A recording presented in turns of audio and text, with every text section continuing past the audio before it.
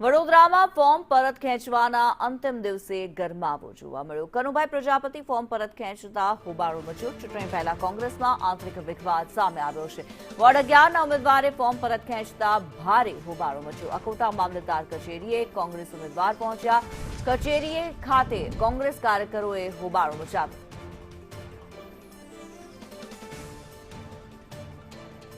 ત્યારે ચૂંટણી પહેલા કોંગ્રેસમાં આંતરિક વિખવાદ જોવા મળી રહ્યો છે। કચેરી ખાતે કોંગ્રેસના કાર્યકર્તાઓ દ્વારા હોબાળો મચાવવામાં આવ્યો। ફોર્મ પરત ખેંચવાનો આજે અંતિમ દિવસ અને કોંગ્રેસના કાર્યકરો દ્વારા હોબાળો મચાવવામાં આવ્યો છે। કોંગ્રેસના ઉમેદવાર દ્વારા જ્યારે ફોર્મ પરત ખેંચવામાં આવ્યું, કોંગ્રેસના કાર્યકર્તાઓ દ્વારા હોબાળો મચાવવામાં આવ્યો। કુણાલ શર્મા અમારી સાથે લાઈવ જોડાયેલા છે। કુણાલ, કોંગ્રેસના કાર્યકરોએ હોબાળો મચાવ્યો છે, આંતરિક વિખવાદ જોવા મળ્યો।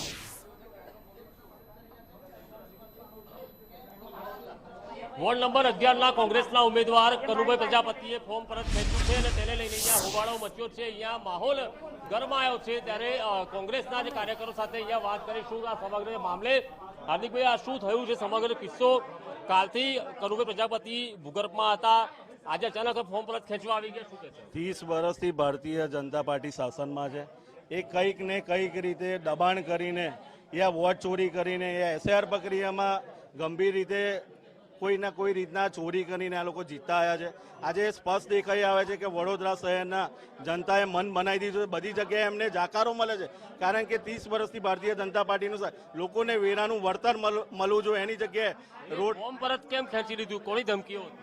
ધમકી એ જ છે કે આજે એમની જનતાને જે મત હતો એ લોકોને જાકારો મળી રહ્યો છે, એટલે આ લોકો તાનાશાહી પર ઉતરી રહ્યા છે। એમના છોકરા પર દબાણ કરવામાં આવ્યું કે ભાઈ તમે ફોર્મ નહીં ખેંચો તો તમારે આ તકલીફ પડશે, આમ છે તેમ છે। એટલે એમના છોકરાએ એવું કીધું કે પપ્પા જો તમે નહીં આવો, ફોર્મ પાછું નહીં ખેંચો તો હું આત્મવિલોપન કરીશ, મરી જઈશ। એટલે કોઈ બી હિસાબે કોંગ્રેસ પાર્ટીનું ફોર્મ ખેંચાઈ જાય એવું છોકરાની એ હતી ધમકીઓ આપવામાં આવી।